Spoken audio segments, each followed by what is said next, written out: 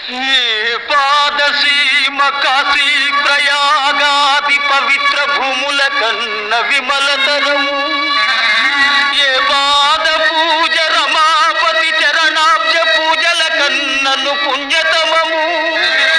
ఏ పాద తీర్థము పాప సంతాపాగ్ని ఆర్పగా